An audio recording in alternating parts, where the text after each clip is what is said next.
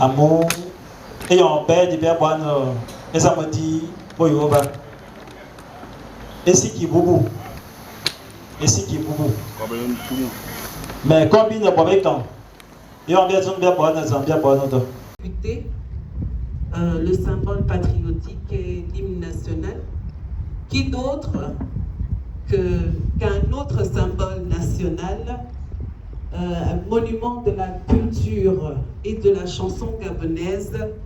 Mesdames et messieurs, Excellences, je vous prie d'accueillir Madame Angèle Assélé sous vos ovations, s'il vous plaît. C'est enfin notre essor vers la félicité. C'est enfin notre essor vers la félicité.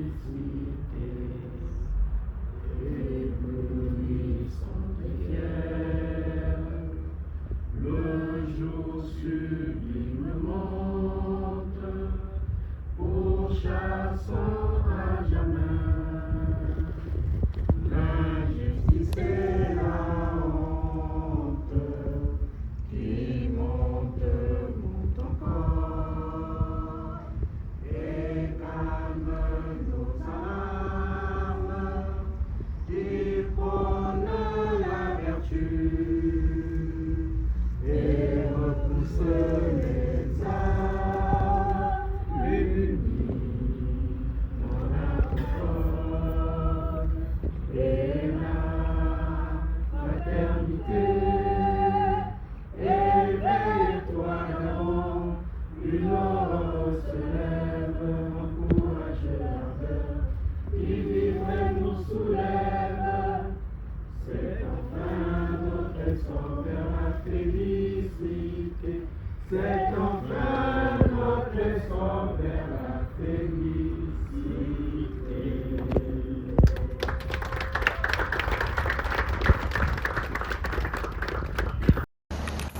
Distinguées personnalités, chers gardiens de la tradition, chers invités, chers amoureux de notre culture, c'est avec un profond honneur et une immense fierté que je prends la parole en ce jour mémorable à l'occasion de la deuxième cérémonie de la Journée nationale du Veroyon. Aujourd'hui, nous ne célébrons pas seulement un art, nous célébrons une mémoire vivante, une parole ancestrale, une identité profonde. Le Mveroyong n'est pas qu'un instrument, il est une voix, un souffle, le récit de nos origines, la transmission de nos valeurs et de notre vision du monde. La reconnaissance du Mveroyong comme patrimoine culturel par l'UNESCO marque un tournant historique. Elle consacre la richesse de notre héritage, mais elle nous interpelle aussi, car cette reconnaissance internationale est à la fois une fierté et une responsabilité. responsabilité de préserver, responsabilité de transmettre et la responsabilité de faire vivre. Nous devons être les relais fidèles de ce trésor afin que les générations futures puissent encore entendre, comprendre et ressentir la profondeur des enseignements qu'il porte. À travers cette journée, nous réaffirmons notre engagement à redonner à notre patrimoine ses lettres de noblesse. Sur ces mots, je viens, en premier, vous décliner le programme de la deuxième cérémonie de la Journée nationale du Nouvel-Orient.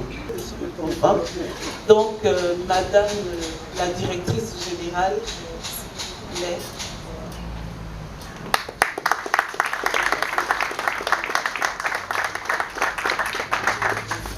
Merci, Madame Angol.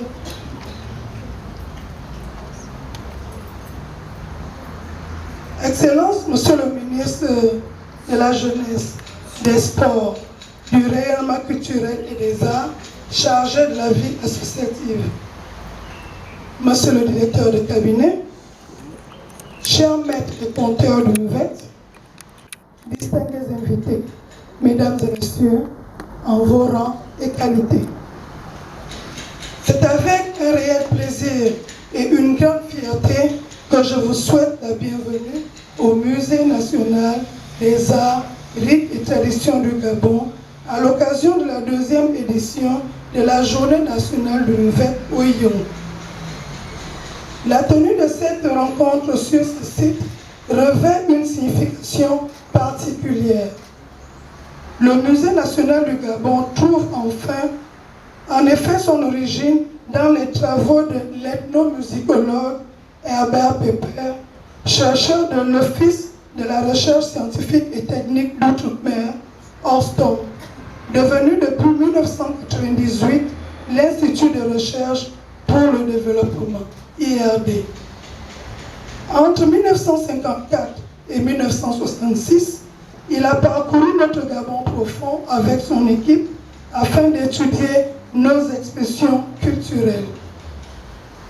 Animé par une véritable passion scientifique, Herbert Pepper considérait les instruments de musique et les traditions comme des clés de compréhension des sociétés.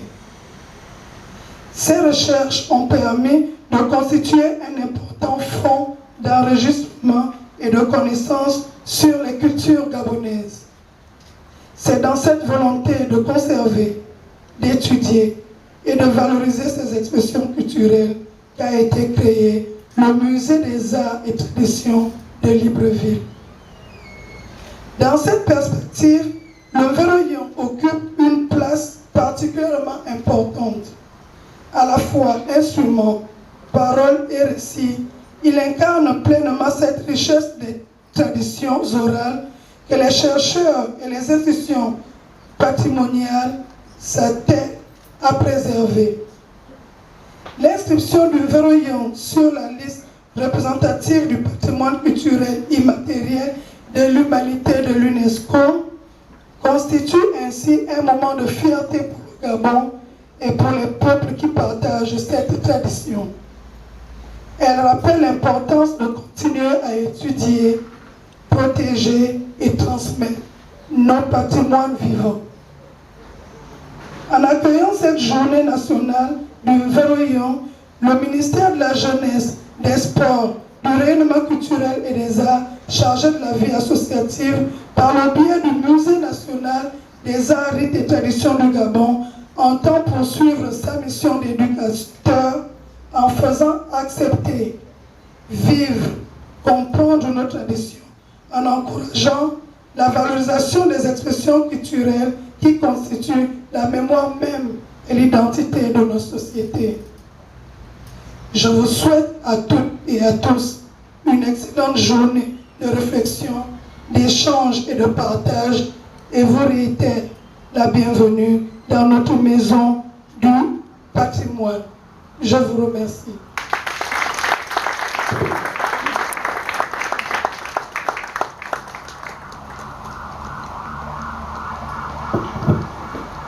Mesdames et messieurs, Veuillez accueillir le griot de l'ONG Génération Écan, Motan Eya.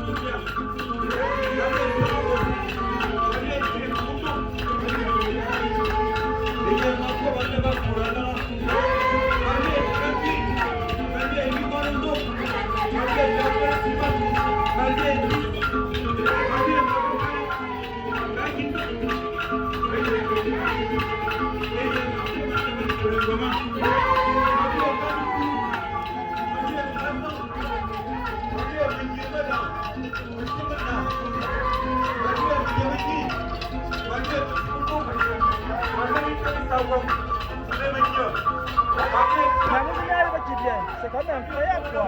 Vous venez bien, non? Non, non, je suis pas d'accord.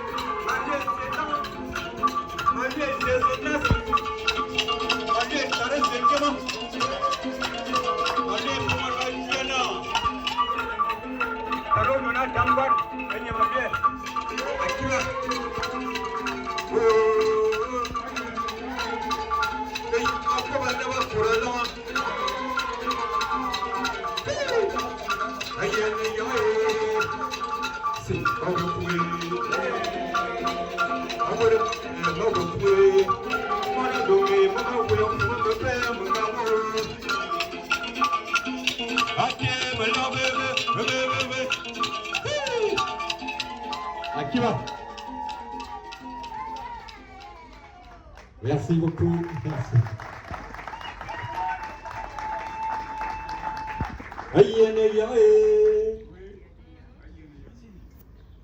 Monsieur le ministre,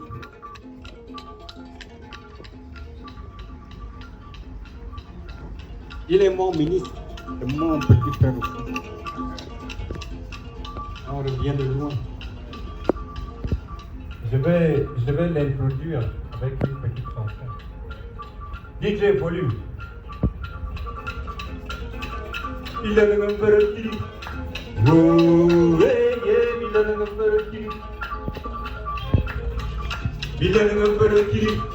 Oh, yeah. Mane me goro, mo yong man me mali ye. Oh, yeah. Mo yong don ma ton na mo yong ma ton na li ye. Oh, yeah.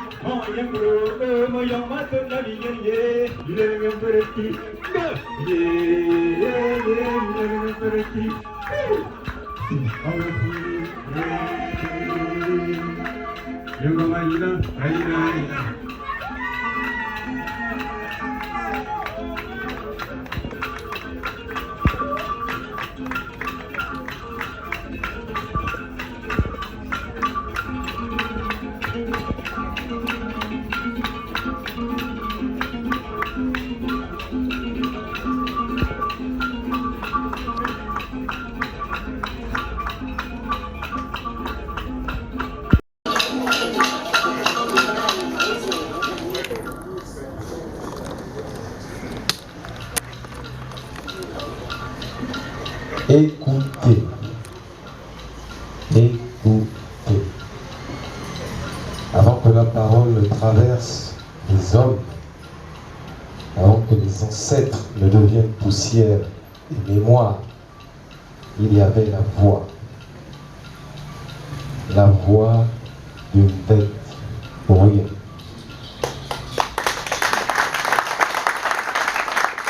Un jour, un homme s'est levé. Il ne portait ni couronne, ni richesse, mais il portait une question dans son cœur. Qui suis-je? Si je ne connais pas d'où je viens, alors les anciens lui ont répondu, assieds-toi, écoute et souviens-toi, car celui qui oublie son histoire devient étranger à lui-même. J'ai essayé, sur les traces de mon grand-père Mozangeya, de glisser ces petits mots qui n'ont rien à voir avec le récit d'une bête. Chers invités, chers gardiens de nos traditions, chers artistes et passionnés de la culture, mesdames et messieurs, c'est avec une immense fierté que je prends la parole aujourd'hui à l'occasion de la célébration de la 2e édition de la Journée nationale de Mbet-Doyen. Notre symbole vivant, le symbole vivant de notre identité culturelle. Le Mbet-Doyen n'est pas seulement un instrument de musique, il est une mémoire, une parole et une philosophie qui transmet de génération en génération les valeurs fondamentales de nos peuples. Aujourd'hui, nous célébrons bien plus qu'un art. Nous célébrons un héritage qui traverse le temps et qui, grâce à l'engagement de nombreux acteurs culturels, a franchi les frontières pour être reconnu comme patrimoine culturel immatériel de l'UNESCO, par l'UNESCO, que je vous prie d'applaudir encore une fois. Son inscription au patrimoine culturel immatériel de l'humanité par l'UNESCO constitue une reconnaissance majeure. Mais surtout, elle marque un point de départ vers une ambition plus large, celle de faire reconnaître et valoriser d'autres éléments de notre riche patrimoine culturel. Le département culture et art y travaille activement.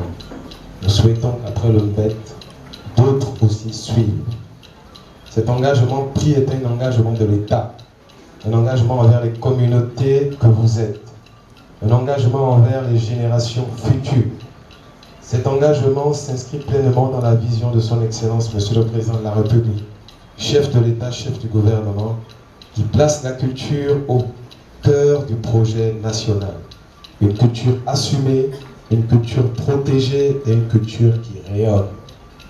C'est pourquoi, depuis son inscription, des actions concrètes ont été entreprises. Nous pouvons notamment citer la participation remarquable d'un diseur de Mbet à l'exposition universelle d'Osaka en 2025, offrant ainsi à cet art ancestral une vitrine internationale de premier plan. Plus récemment encore, la matrice des 100 jours du département culture et art prévoit une exposition des instruments de musique traditionnelle au sein du musée national. Le Mbet y occupera une place de choix qui témoigne de son importance dans notre patrimoine national. Autant d'actions et bien d'autres à venir s'inscrivent résolument dans une dynamique durable de promotion, de valorisation et de sauvegarde de cet élément emblématique de notre identité culturelle. Mesdames et messieurs, à cet instant précis, je voudrais saluer le travail remarquable des communautés détentrices, des experts, ainsi que des professionnels du ministère qui ont œuvré avec détermination à la finalisation de cette inscription. Enfin, je tiens à rendre un hommage appuyé à mes prédécesseurs qui ont porté ce dossier avec conviction. Une mention spéciale à Madame Angèle Ondo, que je vous prie de saluer, s'il vous plaît. Je voudrais faire une petite anecdote. Dans mes précédentes fonctions à la présidence, je sais combien ce dossier pour le voyage de l'Inde a été très difficile. Et grâce à votre énergie, grâce à votre passion, grâce à votre patriotisme, vous avez su ouvrir les portes pour que, à la dernière minute, nos frères puissent être en Inde. Et je sais que ça n'a pas été facile. Je voudrais profiter aussi pour féliciter tous ceux qui ont été avec vous, tous ceux qui sont restés, parce qu'il y en a qui devaient partir. Je voudrais les féliciter autant que vous pour dire que vous avez marqué un temps de l'histoire de notre pays à travers votre engagement. Votre implication et votre abnégation ont joué un rôle déterminant dans cette dynamique de reconnaissance et de promotion d'une belle moyenne. Il nous rappelle que la culture est une force vivante, un socle pour notre identité et un levier pour notre avenir. Faisons en sorte que cette journée soit un moment de fierté nationale et un appel à poursuivre et à perpétuer ensemble cet engagement à travers cette parole vivante. Et comme le dit le sage d'une bête, la parole d'une bête ne meurt pas. Elle voyage d'une bouche à une autre, d'un cœur à un autre, jusqu'à ce que le monde se souvienne de lui-même. Vive le bête et vive notre patrimoine culturel. Je vous remercie.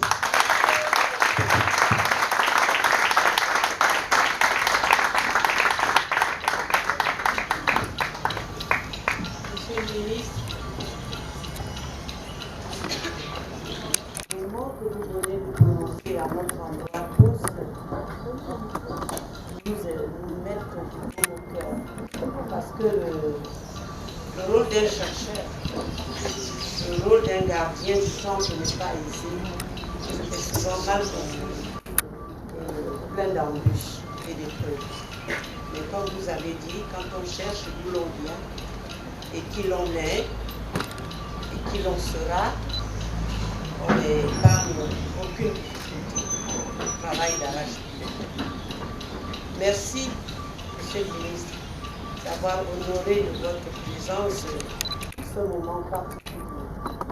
Et vous connaissez déjà le livre, parce que tout initié comprend. Ce sont les non-initiés qui trouvent que c'est difficile. Mais quand vous êtes un initié de la tradition, quelle que soit la langue ou la tribu, vous comprenez le maître. Et surtout, qu'il est en français parce que le maître Tirandongoudou avait reçu l'autorisation des grands maîtres de le Tibet pour qu'il ne reste pas enterré dans les sanctuaires. L'univers est accessible à tout le monde. C'est pour ça que l'UNESCO l'a inscrit au patrimoine immatériel de l'humanité. Et vous nous avez aidés dans vos anciennes missions, dans vos anciennes offices. Parce qu'à l'époque, c'est d'ailleurs peut-être ça que vous êtes maintenant aujourd'hui ministre, parce qu'il n'y a pas de hasard. Il n'y a pas de hasard. Vous avez travaillé aussi d'arrache-pied pour que ces jeunes, ces joueurs de lettres aillent représenter le Gabon et porter la parole des origines. Parce que le fait est parole des origines, elle remonte jusqu'à la naissance de l'univers, ce que les Blancs appellent le Big Bang. Et je sais que vous connaissez le maître. Je voulais juste vous offrir ce petit ouvrage qui est accessible dès la classe de 3e. Et le recevoir.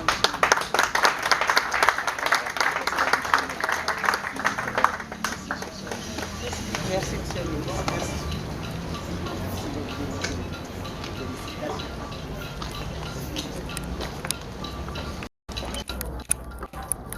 Merci beaucoup. Maintenant, nous allons inviter son Excellence, Monsieur le Ministre, ainsi que les invités, à faire une visite guidée par les experts du musée.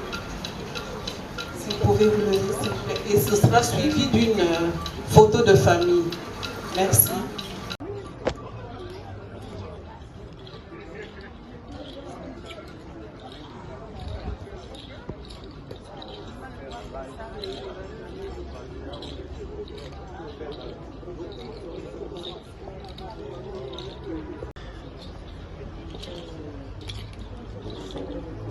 Il y a Mabama, il y a Polo, il y a Popolo, il y a Modina, il y a... Aujourd'hui, je vais utiliser la langue que nous tous nous comprenons, qui sera le français.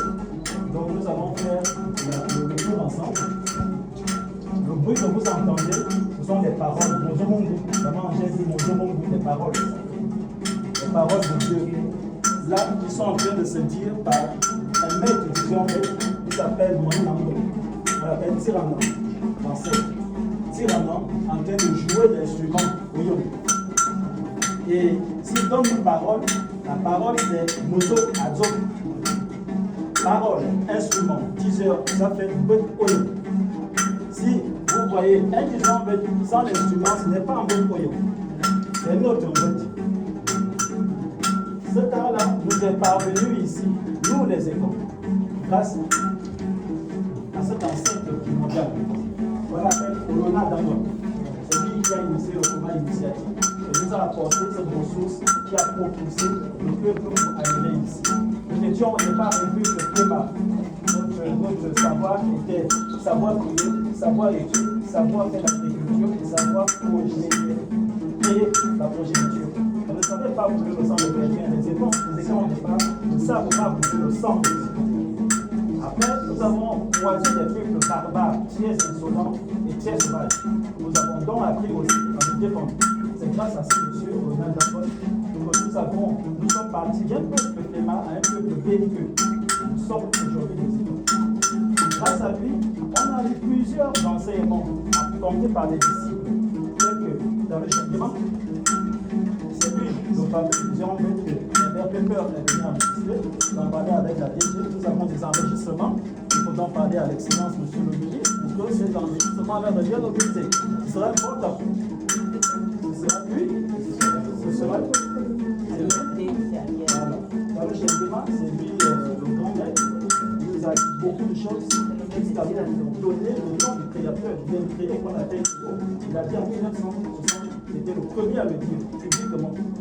C'était un nom initiatique qui se faisait publiquement dans le secteur fermé. Mais quand il faut bien donner quelque chose, là nous savons.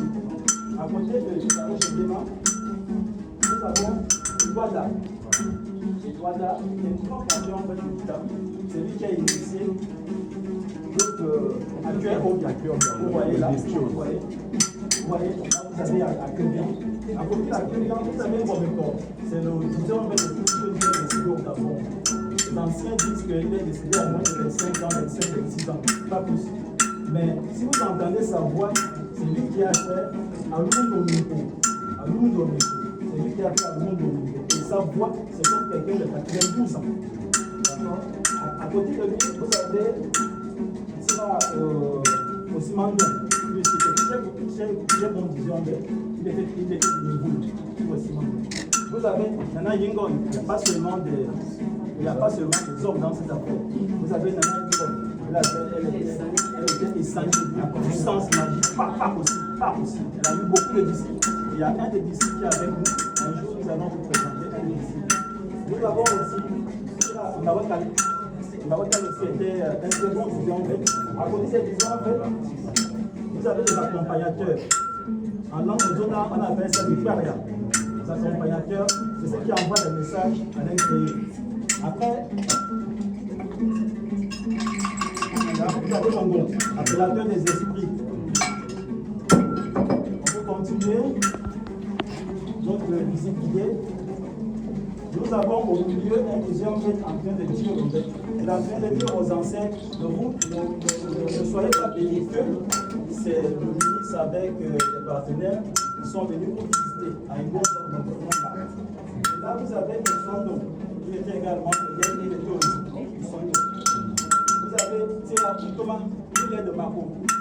Il était de Makoko. Nous avons les contacts de sa famille, nous avons les contacts de ses enfants depuis le Canada. Il y a un de ces neveux qui est écrit sur le récit. On aura peut-être l'occasion de John, parce que John Thomas, c'est le cas à Makoko. On aura peut-être l'occasion de parler de maintenant. C'est très important sur le récit. Et là, vous avez Tira Mabakane, à côté de lui. Vous avez Tira Morutu, celui qui a posé la vie du mec, celui qui a écrit. Voilà, le dictant. C'est à travers qu'on enseigne le bête. On enseigne le dictant, le bête sur le papier. Et il a pris beaucoup de risques, ce monsieur, beaucoup de risques. Parce qu'il y avait des choses qu'il ne fallait pas dire. Mais grâce à sa finesse, son intelligence, il a demandé la permission de Dieu en quelque chose. Donc nous avons le bête aujourd'hui. Là, nous avons vu la notion, nous va laisser il était de musique, oui. Et là, vous avez notre petit frère qui était avec nous, avec Madaïo. Voilà, notre petit frère avec qui on a travaillé sur l'élément UNESCO. Malheureusement, il n'a plus vu la fin de cet élément. La maladie l'a emporté. Les ancêtres ont été jaloux. Les ancêtres ont été jaloux. Ils l'ont vu. Mais il nous parle souvent. Il nous dit c'est bon, les gars, continuez.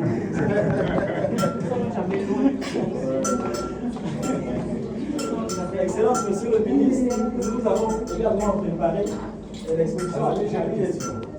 Je me souviens que l'origine de l'ancêtre, c'est en fait un voyage. Au-delà, les rencontres des ancêtres, on connaît aussi il était déjà un grand guerrier. C'est le fils de Komé qui est Kamana, fameux Kamana, dont nous sommes des descendants. Sa seule fille, il a eu 5 filles avec des garçons. Il n'a pas voulu que cette fille se marie, il a gardé au village. Et il a eu Oyona Adangoy. En fait, il s'appelle Oyona. C'est un grand artiste. Et puis, pendant qu'il était là, il est tombé dans le coma. Pendant 7 jours, on l'a transporté. Et c'est pendant ce voyage, de 7 jours, comme par hasard, il y a beaucoup de hasard, comme 7 jours, par hasard, il a rencontré le Elio, grand lévrier, l'innommable. Parce que comme il dit, le nom de Dieu, c'est pas Dieu là, c'est pas le vrai Dieu. Mais le vrai nom de Dieu est comme ça. Il est indicible. Le nom Jean. Donc tous les autres noms là, c'est juste pour cacher son esprit. Donc c'est là où il est allé à la rencontre d'un lévrier qui lui a révélé l'origine de l'humanité et comment il devait transmettre sa parole. Parce que le maître, c'est d'abord la parole de Dieu, la parole des origines. Et donc, c'est comme ça que c'est lui que vous avez vu là-bas. Et voilà. C'était important. Merci, maman. Vous savez, on travaille, j'avais 45 ans. merci, maman. Ce soir, vous êtes 45 ans. ça, c'est la grande cérémonie le 10 décembre dernier. On veut bien voir les pays représentés. La Guinée équatoriale. Non, la Guinée n'était pas. La Guinée n'était pas Donc nous avons les gens sur scène, nous avons les artistes. Avec son mec, il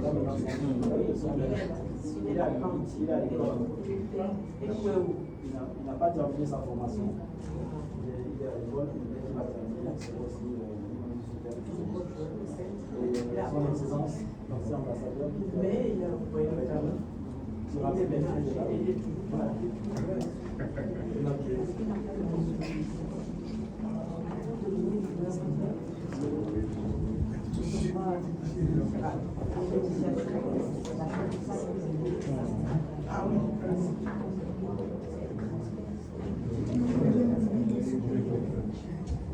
Oui,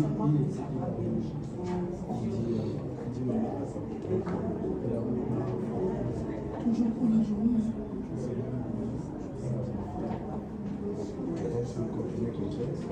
oui. On va se mettre de ce côté. Là, vous sommes avec vous. Après, à l'aéroport, avec les visiteurs qui sont en fait, on s'est préparé là, c'est un des de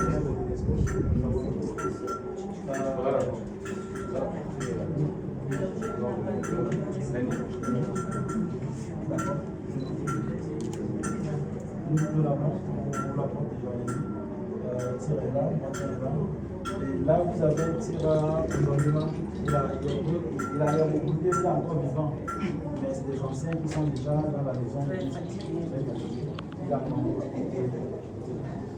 et là, vous avez également un ancien, Tira François Nzongo. Il a relié.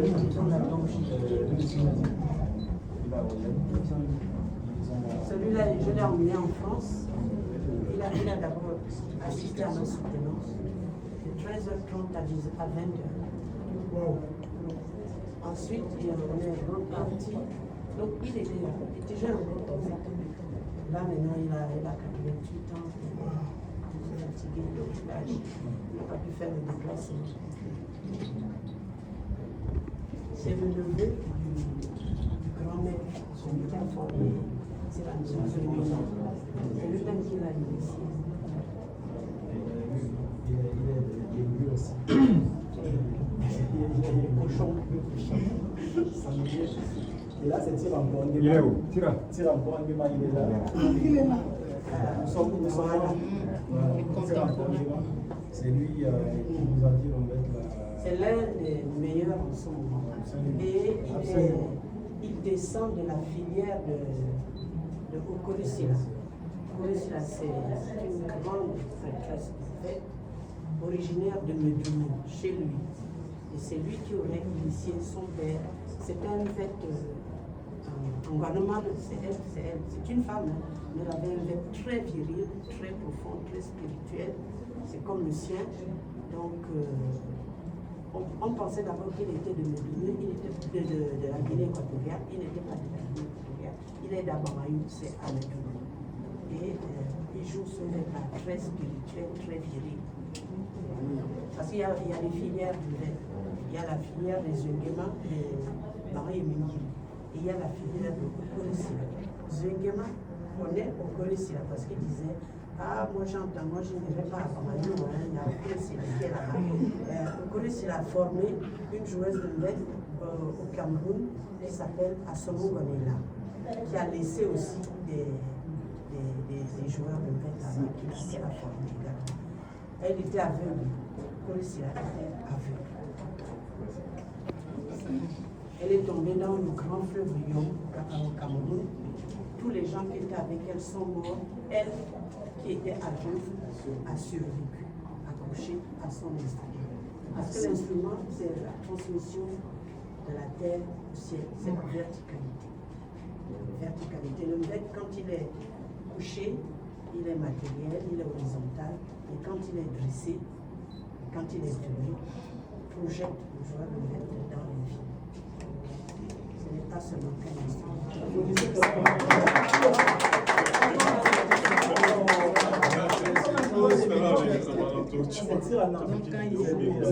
C'est lui qui joue. Et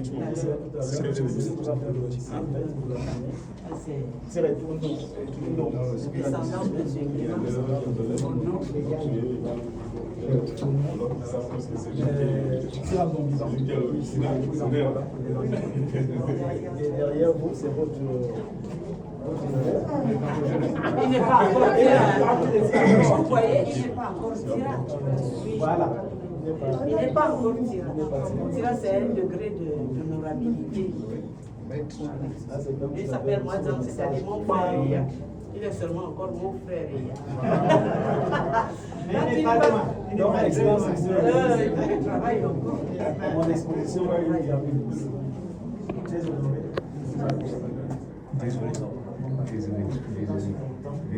Venez de me faire sortir de bons hommes avec la bénédiction du conseil.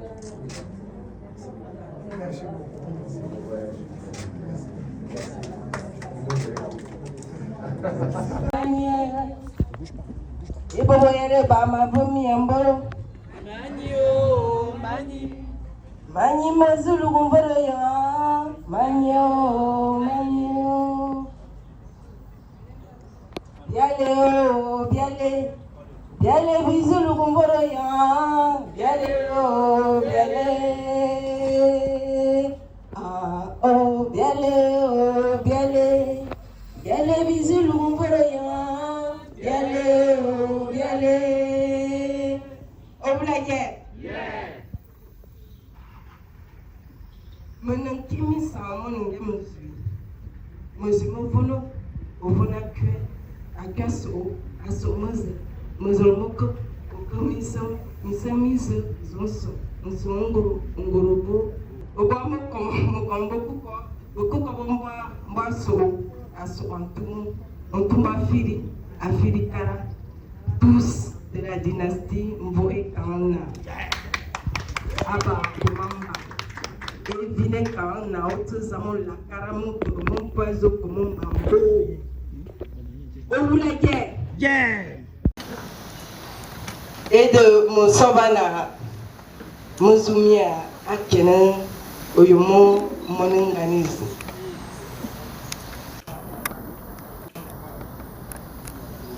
La corde, l'arbre et les trois calebasses. Mouzoul Gomboroyom.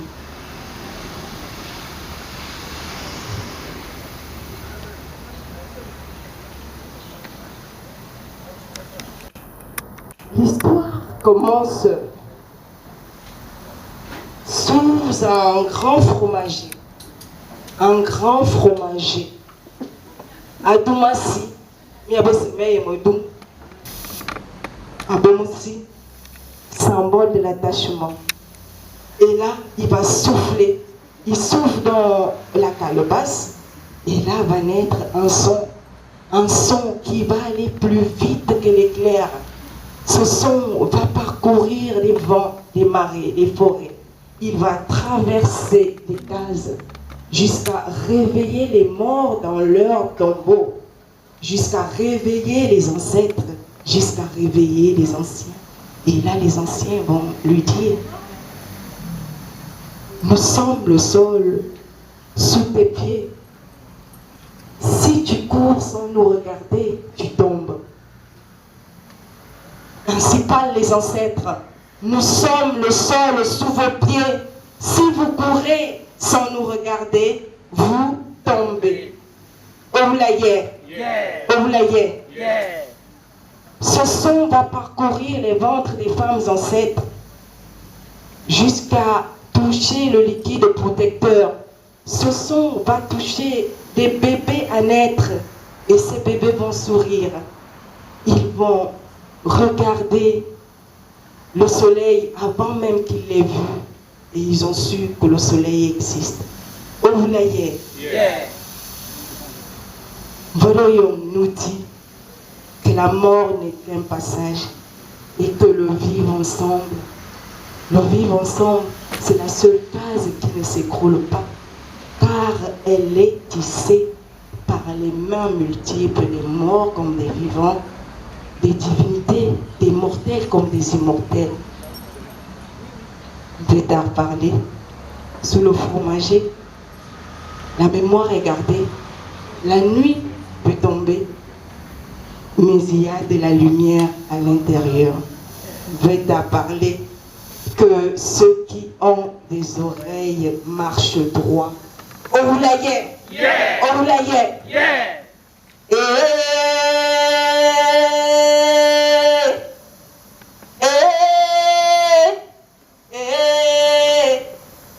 Asigomiye, Egongomiye, Samawogo wabe, Nebekebe bana, un Kimisa. Merci.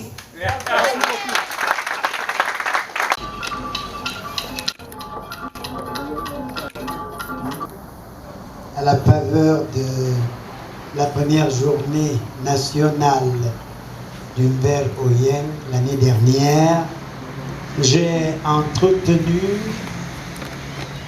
l'auditoire sur une question qui me paraissait essentielle, en l'occurrence la vocation historique du VET.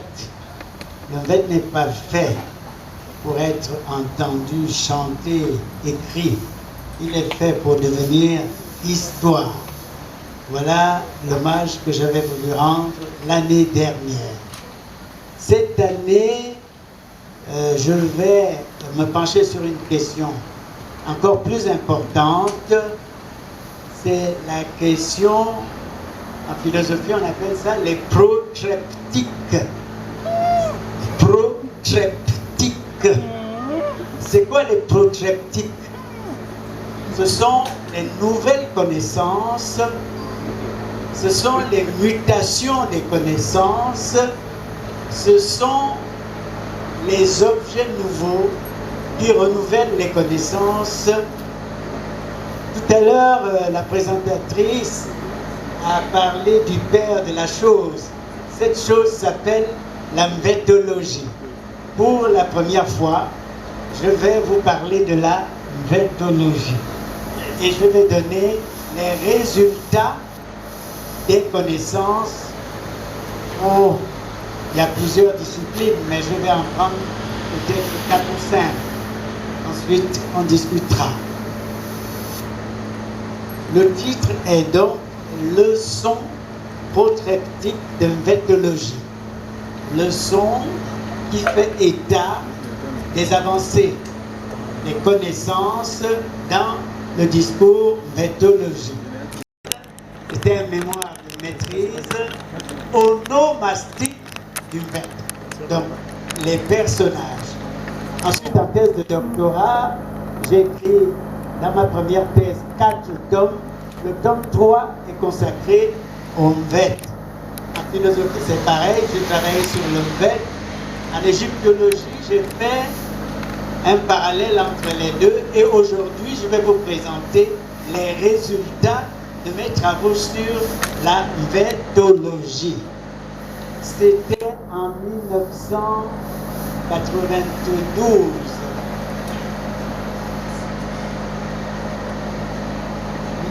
1992-1993. Donc j'avais été recruté à l'université Omar Bongo. Vous connaissez la tradition, il faut prononcer une leçon. Et dans la leçon, il y avait cet intitulé de la vétologie. C'est la première fois que je prononçais donc ce vocable. La vétologie pose d'abord le problème de la définition du VET. Celle qui me paraît la plus importante à ce jour est celle de Tira Longutu. Il dit du VET que c'est un art total. À quoi j'ajoute un autre adjectif. C'est un art hyper complexe. En reprenant donc la définition tiraïenne et ma propre définition, j'ai dit du VET que c'est un art total et hyper complexe. La question est alors de savoir quels sont les objets. Je passe tout cela. Je vais directement à la démonstration parce qu'on n'a pas beaucoup de temps. Je vais prendre 2 matières en sciences humaines et sociales, 2 discours. Je commence par l'histoire. L'histoire et vétologie. La toute première question est celle de l'origine du VET. Il y a à ce jour 2 hypothèses. Hypothèse longue et l'hypothèse courte. L'hypothèse courte, c'est de dire que le VET est né au 4e millénaire. On va dire fin du 3e millénaire avant notre époque. Ça, c'est l'hypothèse de la datation. Mais comme on sait en égyptologie, il y a la datation courte et la datation longue. Ensuite, il y a une autre hypothèse, celle qui dit que lorsque l'absolu c'est le nom de Dieu, lorsque l'absolu crée le monde, la harpe faite est déjà là. Elle accompagne l'acte de création. Point de création sans la voix de la harpe. Cette hypothèse est importante parce que en Afrique, que ce soit l'Afrique du Sud, l'Afrique centrale, l'Afrique de l'Est, l'hypothèse est à la fois théologique et métaphysique. L'idée que la harpe naît avec la création du monde.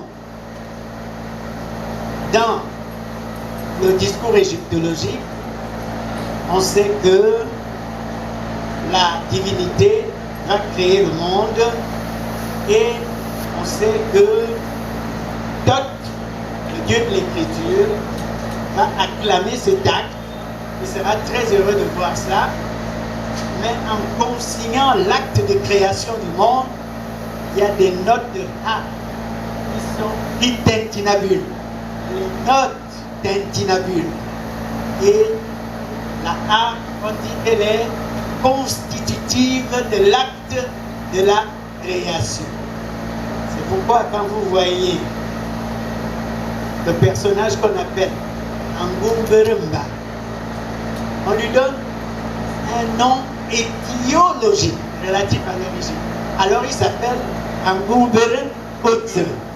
Angumberotse, parce que c'est lui le scribe qui a assisté à la création de l'univers par la divinité elle-même. Donc la harpe est constitutive de la création de l'univers. Et il y a une datation. Maintenant, il y a une troisième datation. En dehors de ces deux premières datations, c'est que c'est pendant la migration des étangs, migration sud-nord, on n'en parle pas beaucoup, j'ai entendu attirer l'attention dessus. Avant le retour en Afrique, il y a d'abord la migration sud-nord. Ensuite, il y a la seconde migration, la migration nord-sud. C'est pendant cette migration que, pour ce qui est des étangs, tous les rites se constituent là. On a vu tout à l'heure le personnage de Yona Dangon. C'est lui qui reçoit, qui fabrique ce qu'il a reçu. Donc, il y a une autre origine migratoire. Vous pouvez prendre le Biéri, lui aussi, avec la fameuse dame que vous connaissez, c'est pendant les migrations. Tous nos grands rites, tous nos grands arts se font pendant les migrations. Ce sont des migrations démiurgiques. Elles créent des migrations qui ont vu créer beaucoup de nos institutions. Donc, la vétologie montre au sujet de l'instrument trois types d'origine. Une origine datée, une origine concomitante de la création du monde et une origine, celle de l'apparition de l'instrument et sa donation par Eyo lui-même pendant les migrations. Vous voyez, mon exercice est de communiquer l'état des connaissances de façon à ce que la communauté scientifique continue de chercher à partir de ce que j'appelle, je le dis en toute humilité, mais c'est le dernier état des synthèses et des connaissances. C'est pourquoi je parle d'un exposé protreptique, c'est-à-dire le dernier état des connaissances. Ensuite, il y a l'instrument. Je vais aller vite. On sait que c'est parti d'une corde jusqu'à toutes les cordes que nous avons aujourd'hui. Je passe cet élément. Ce qui m'intéresse dans histoire et égyptologie, histoire et c'est de comprendre quelle est la place de l'histoire dans le récit de la sortie d'Égypte de ceux qui vont devenir des étangs. J'arrive donc sur la question historique de la datation. Il y a la question des migrations. À ce jour, la question ne me semble pas avoir été examinée rigoureusement. On n'a pas de date exacte. Elles sont fluctuantes. Ce sont des hypothèses, à mes yeux, encore trop timides. Mais elles sont déjà posées. On connaît les migrations. Et ce qui est intéressant, c'est que les migrations des États permettent d'apporter des éléments sur la grande question des migrations des peuples africains de la sortie d'Égypte jusqu'en Afrique centrale, jusqu'en Afrique noire si vous préférez. Donc, vous voyez, le discours historique permet, grâce à la méthodologie, d'avoir de nouveaux éléments qui peuvent constituer des hypothèses de datation, des hypothèses de regroupement. Je n'insiste pas, je voudrais simplement montrer l'importance qu'il y a à ça. Allons en géographie et méthodologie. Nous avons pour la première fois la possibilité de localiser ce qu'on appelle le Koumen primitif, c'est-à-dire le lieu originaire du peuple qui a porté le Mbet, des Écans. Les hypothèses sont lointaines. Celle que je trouve quantifiable est l'hypothèse de la 18e dynastie. La 18e dynastie, celle du pharaon Akhenaton.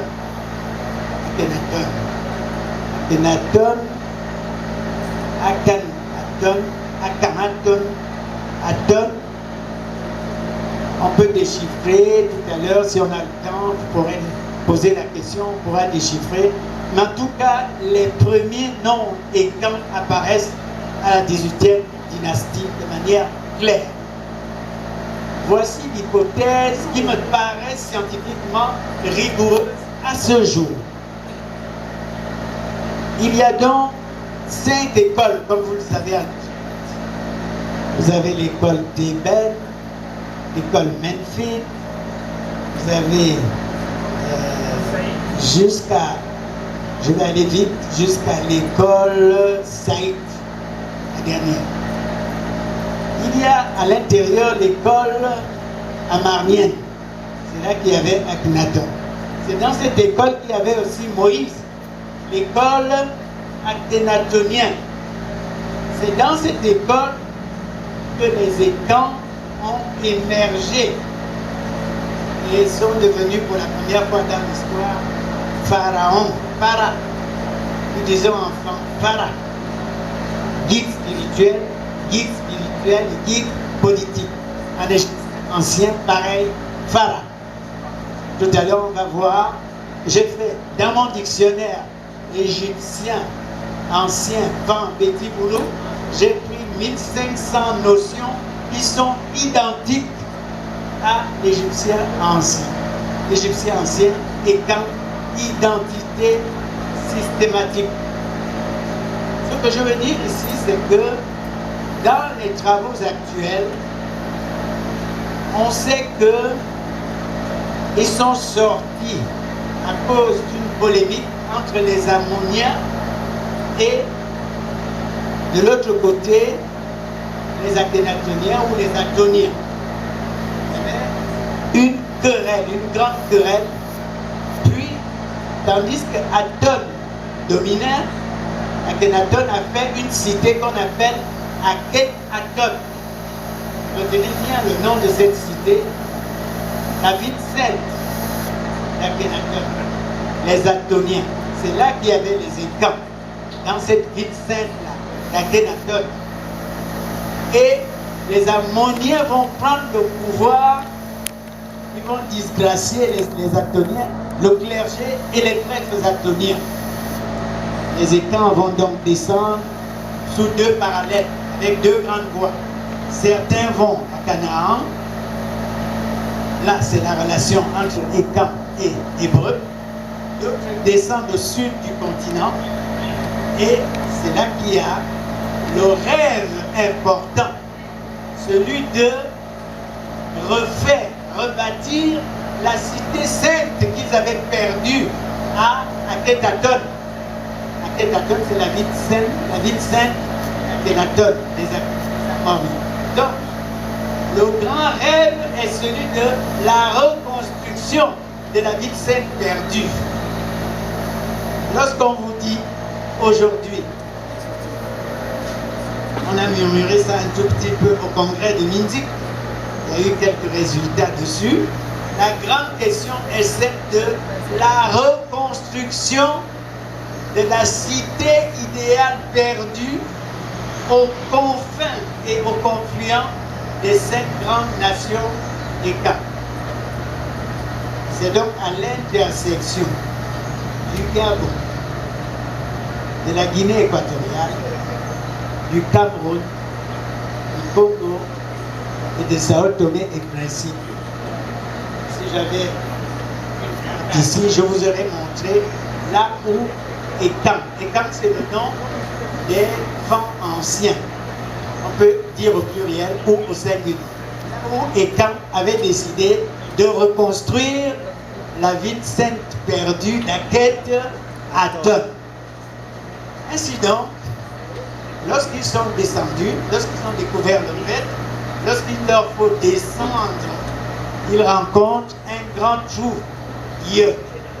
Et dans ce grand trou, ils vont heureusement, à cause de la découverte du fait, ils vont traverser ce fameux Dieu-là et ils vont utiliser quelque chose qu'on va appeler par la suite Ozamboga. Ozamboga, c'est à la fois le nom de la migration elle-même, c'est à la fois le nom de l'habitation ancienne en pays nilotique, mais c'est surtout l'arbre qu'on va d'abord prendre, ensuite on va le mettre sur le vide pour que les enfants d'Africara traversent justement et aillent pour constituer la nation.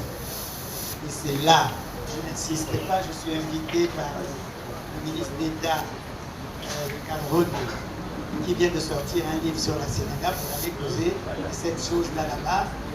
Tout ce que je peux dire ici, c'est que c'est cet arbre-là, Adzabdongabok, Ozamboga, Adzabdongabok. C'est cet arbre-là, ils vont pêcher, creuser, ils vont entrer et à ce moment-là, on sait que le tronc va devenir le serpent initial, le serpent initiatique qui a un nom. Si les écames connaissent, Nganamodza, bravo. Akamayon. C'est lui Akamayon, c'est lui qui défend. Yeah. Donc lui, lorsque les écames traversent, en psychanalyse, l'arbre c'est l'organe mâle, le trou c'est féminin. Voilà. Donc la multiplication de la nation, le grand mystère. Ils vont constituer des grands groupes, c'est un autre récit. Je ferme pour dire qu'il y a une relation entre mythologie et histoire. Je vais maintenant entre mythologie et science, et je vais terminer par là. Il y a dans la science, la mythologie étudie la science. La première des sciences qui étudie la mythologie, c'est la physique. Les Écans connaissent la physique depuis l'Égypte antique. Et c'est eux qui étaient les bâtisseurs des pierres. Ils étaient les prêtres, bâtisseurs, sculpteurs, avant que d'être des pharaons. Ils vont poser quelque chose d'essentiel. La grande question du Mvet, c'est l'indestructibilité du corps. Ça, c'est la grande question des Écans. Et le Mvet Écan pose la question de l'indestructibilité du corps. Le corps peut-il échapper à la destruction? Philosophiquement, on peut formuler la chose comme ça, s'il y a des philosophes ici. Le corps est-il mortel? Autrement dit, la grande question c'est celle de savoir si le corps peut échapper à la destruction. Cette question est majeure dans le monde. Et si j'avais eu le temps, je vous aurais raconté. Mais je suis obligé de vous donner parce que sinon vous ne comprendriez pas. Lorsque et quand on va découvrir l'immortalité, il va y avoir un grand acteur, le prêtre d'Engong, Angumbero Tse. Là, il s'appelle le Tse quand il s'agit des grands mystères. Quand il s'agit de Mba, c'est la filiation familiale avec les Mba. Angumbero Tse. Vous connaissez le combat, le premier grand combat d'hiver. On n'arrive pas à battre le mortel. Et Angum remarque que le mortel a dans son corps, il porte quelque chose qui fait qu'il soit indestructible.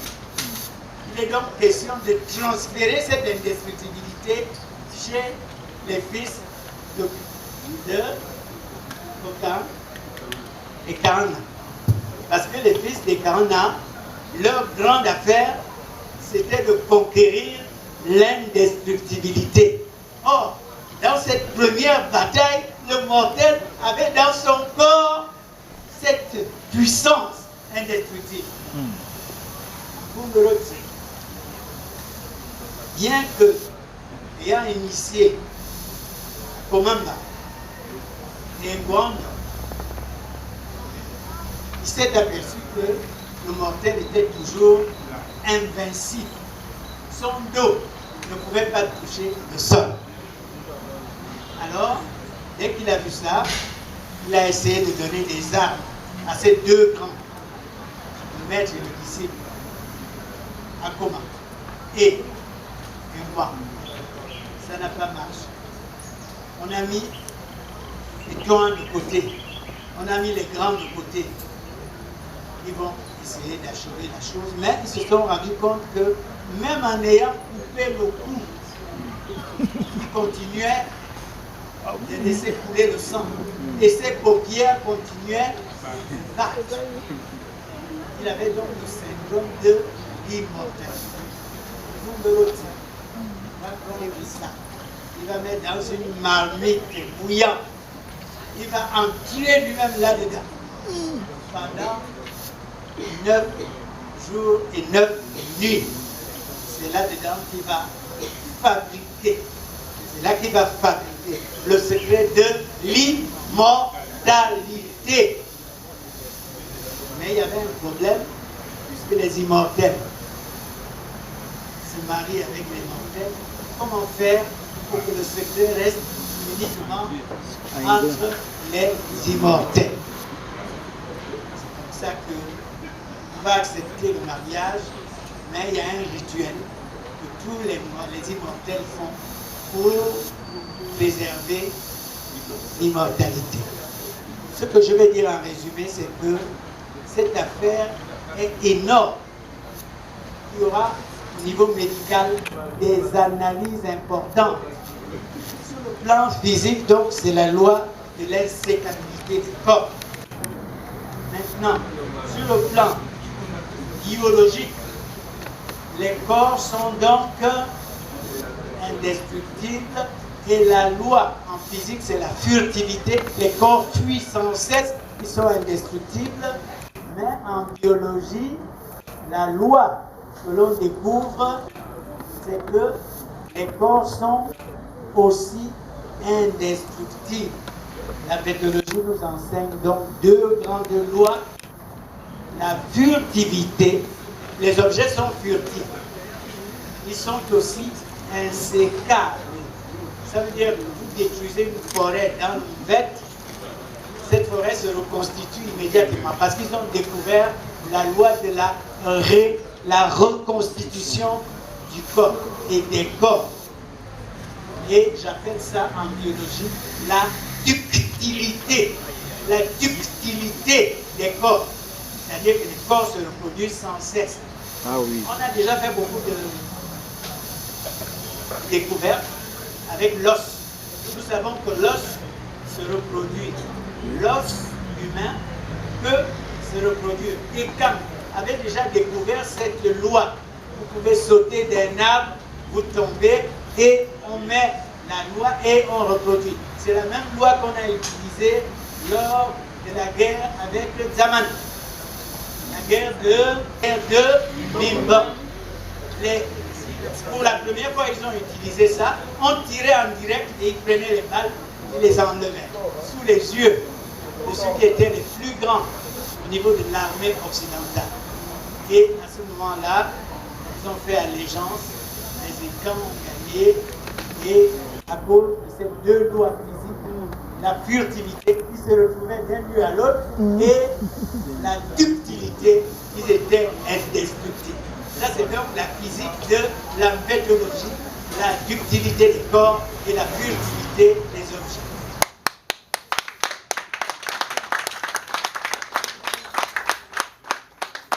Merci.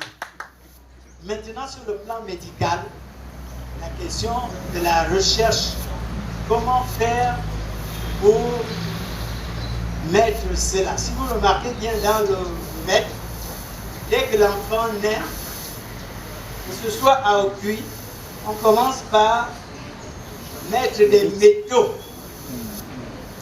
Comment dit le fer en écart? Le fer en écart. Enfin, le fer.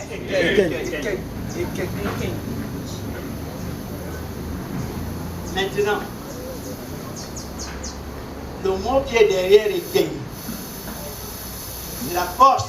King et King. Donc, King, c'est la force. Donc, on point de force celui qui naît à Okui pour qu'il soit doté de fer, qu'il devienne un homme de fer pour affronter les immortels. En Égypte, comme chez les Écans, la matière la plus puissante n'est pas le fer, mais quoi? Le cuivre. Comment on dit le cuivre en langue Écan? Gosse. C'est l'or, c'est le cuivre, c'est la puissance absolue. C'est pourquoi avant il y a un seul être qu'on appelle, une seule entité qu'on appelle Ngozenyo. Donc, l'Eyo qui est tout de métal, avant lui-même qui ne se manifeste pas, mais il y a Ngozenyo. Donc c'est la matière puissante. Et le fait nous enseigne que le combat est un jeu de recherche scientifique. Il y a, comme aujourd'hui dans la guerre entre l'affaire israélo-américaine contre l'Iran, dans le net, dès qu'on rentre en guerre, les ingénieurs se retrouvent, il faut qu'ils trouvent comment vaincre le fait, comment vaincre le métal indestructible. Et les ingénieurs d'Engong ayant déjà trouvé la réponse de l'indestructibilité, les autres continuent de chercher et ils sont convaincus que en expertisant bien l'ADN des immortels, ils trouveront. C'est pourquoi il leur faut absolument descendre, tuer un immortel. C'est pourquoi le bête ne s'achèvera pas. Parce qu'ils vont toujours continuer de chercher à tuer un immortel. Et les immortels savent que si ils perdent un seul élément, le secret est démantelé.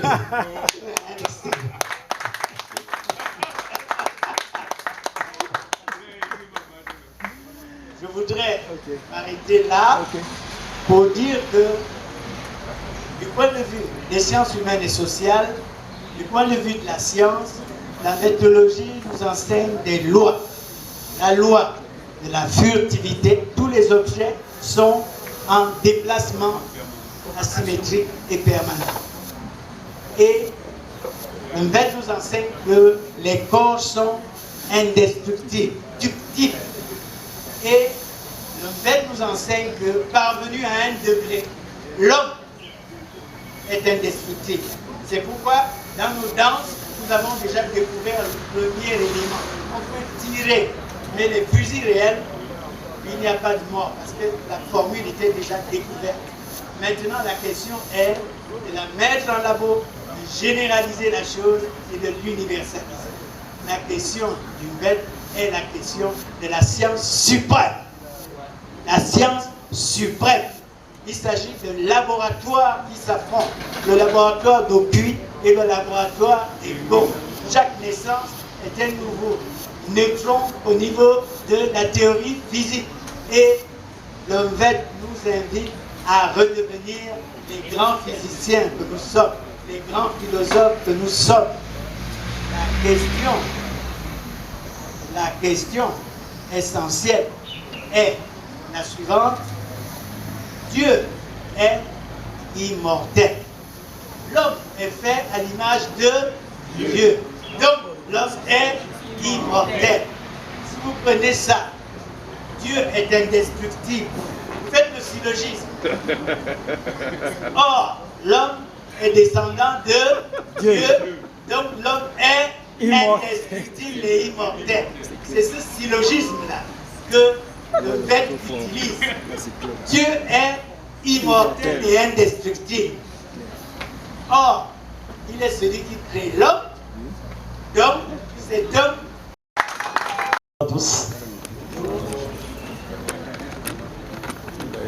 Binaman va aider. Amour. Et en paix, divers bonnes. Et ça me dit, Boyoba. Et si qui boubou. Et si qui boubou. Mais combien de bois quand et on vient de bien boire dans Zambia boire dans le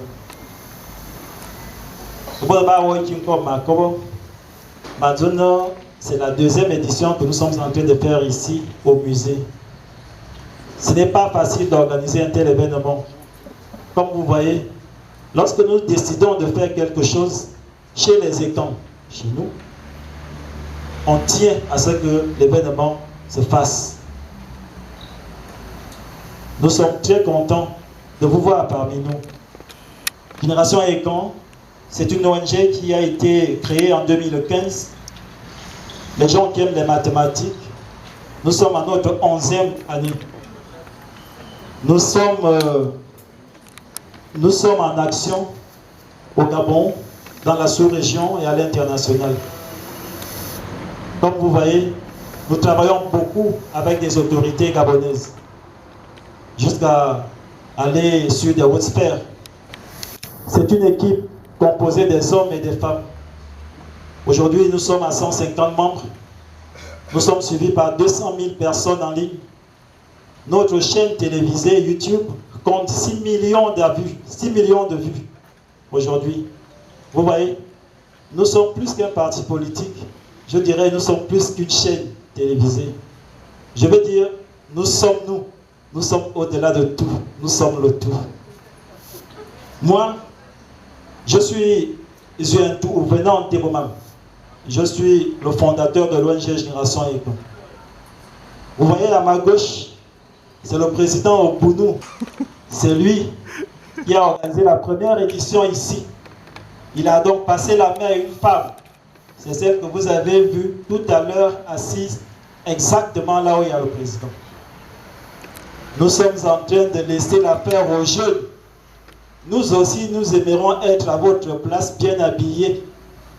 Donc, nous sommes en train de former une génération qui viendra aussi nous remplacer. Le 6 août prochain, j'aurai 45 ans. J'ai commencé cette affaire en 2004. Si vous faites le calcul, ça fait plus de 20 ans. Je commence à me fatiguer aussi. Je suis devant vous avec mon frère Germain Owono pour vous parler de l'institutionnalisation du MVET sur le plan national, sur le plan international à travers l'UNESCO et après la reconnaissance. Germain va s'occuper des questions institutionnelles. Moi, je vais m'occuper des questions culturelles. Je vais donc vous faire l'historique, comment nous sommes arrivés à l'UNESCO. Lorsque je vais terminer par l'UNESCO, je vais prendre mon micro, je donne à Germain. Madame Ango a dit que nous avons 10 minutes, je crois que j'en ai déjà pris 3. Il me reste 7. Merci, Madame Ango. J'aime la rigueur. Je veux dire que la reconnaissance du MVET a été initiée par des acteurs MVET, les diseurs eux-mêmes. Nous étions le 10 octobre l'an 2000. Le propulseur des diseurs MVET était Thierry Toundon. Il était encore étudiant. Thierry Toundon. Il disait le MVET. Il était accompagné des professeurs Grégoire Billot et le reste. Moi, je suis la voix des communautés. Thierry Toundon en l'an 2000. Nous sommes aujourd'hui en 2026. Vous comprenez le chemin que cela a fait. Nous arrivons en 2004. L'État gabonais va ratifier la Convention 2003 de l'UNESCO. En 2008, les diseurs MVET unis autour de Adimeg vont organiser une journée pour la sauvegarde avec le Centre international de civilisation Bantou, Sisiba. En 2010, Adimeg va organiser la toute première journée d'expression MVET Oyon. C'était au Centre culturel français, au CCF qu'on appelait. En 2012, il sera organisé un atelier de formation des formateurs au ministère de la Culture en collaboration avec l'UNESCO. En 2013, il y aura la journée d'expression 2 du MVET Oyon, organisée par l'association des diseurs MVET du Gabon, donc Adimeg. En 2013, en août 2013, il y aura l'initiation du festival Elarayoekam, le cadre qui va plus ou moins réunir les étangs d'Afrique centrale. C'était une pensée, c'était une vision. Comment faire pour que les étangs d'Afrique centrale reparlent d'une même voix? Ça a été lancé en 2013 avec la Fondation Mobo, en collaboration avec le maire de Mbam. En 2015, il va y avoir le premier festival Elarayoekam, dont la thématique centrale était MVET Oyon. C'était à Mbam, où les acteurs étaient réunis, les acteurs de la sous-région. Les 5 pays étaient représentés. En novembre 2015, il y aura un décret de création de la Direction générale du patrimoine culturel immatériel au sein du ministère de la Culture et des Arts au Gabon. C'était en septembre, le 23 septembre 2015. En 2017, le 11 mai 2017, il sera pris un arrêté instituant la célébration de la journée culturelle MVET par le maire d'Oyem, Feu Vincent et Solmangue. Il nous a malheureusement quittés physiquement. Le 28 janvier 2019, un deuxième arrêté va suivre le premier. Celui-ci sera pris par le ministre de la Culture, des Arts et des Sports. Il était ministre d'État à cette époque, M. Alain-Claude Bilévisé. L'arrêté porte la liste nominative du patrimoine culturel immatériel gabonais. À l'intérieur, vous avez le MVET. Le 20 juillet 2019, il sera organisé toujours en Mbam, le deuxième festival Mvoyon, avec toujours tous les acteurs. Le 26 octobre 2022, Génération avec les ensembles des acteurs culturels du Gabon vont instituer l'organisation de la manifestation de Modjomo Yaba. Ce sera à Libreville, à Cocotier, pour impulser la connaissance du MVET à toutes les générations. Le 9 mars 2024, il sera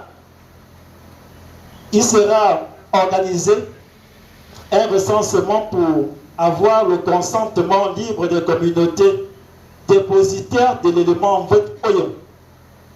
Cette organisation, ou encore cette mission, a été porté par le ministère de la Culture, le point focal du Gabon, les points focaux de la sous-région et l'UNESCO. Le 31 juillet 2024, un troisième arrêté va suivre les autres. Il sera pris au sein même de Génération Ekan et portera sur l'organisation de la journée nationale du Mvet Oyom. Le 21 mars 2024, nous organisons la première journée nationale Mvet Oyom 25 à Libreville. Le 21 mars 2025, ici à Libreville. La première journée va s'organiser. Et le 10 décembre 2025, la même année, l'UNESCO va reconnaître et inscrire le Mvet Oyom sur la liste du patrimoine culturel de l'humanité. C'était le 10 décembre 2025. Lorsque j'ai dit ça, je ne peux plus avancer. Après décembre 2025, nous tombons à la bonne année. Bonne année. Ça veut dire que nous mangeons le Mvet. Et nous arrivons en mars pour célébrer la toute première journée de 2026 qui porte la deuxième édition de la célébration du Mvet Oyom. Quand j'ai dit tout ça, je crois vous avoir fait l'historique de ce dossier. Pour ceux qui pensent que l'affaire a commencé hier, il y a beaucoup d'acteurs, je n'ai pas cité des noms, notamment des universitaires, ils ne sont plus à présenter. Le père de la mythologie est passé ici. Maman Angèle est passée ici. J'ai cité Tira et Toundon. J'ai cité encore d'autres esprits qui sont dans la mythologie. Ils ne sont pas là, malheureusement. Vous voyez, l'affaire a suivi. Ça a suivi un processus. Et le processus a été mis dans ce dossier qui a été déposé à l'UNESCO. Je vais donc m'arrêter là. Je crois avoir fait l'essentiel aujourd'hui. Je vais passer la parole à mon frère Germain pour nous dire, le Mvet a été reconnu. On fait comment? Hein? C'est ça? Et après, qu'est-ce qu'on fait? Moi, je te passe le micro. Merci.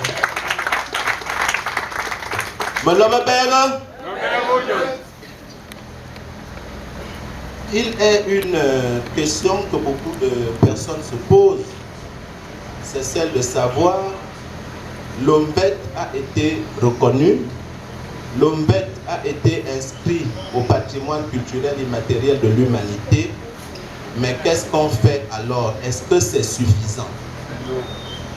Alors, je prendrai donc pour point de départ la date du 10, puisque Venant a dit que lui, il s'occupait de tout ce qui concernait avant et jusqu'au 10. Donc, une fois on a proclamé le Mvet, ma démarche dans cette présentation vise à faire, elle s'articule, on va dire, autour de 4 éléments principaux.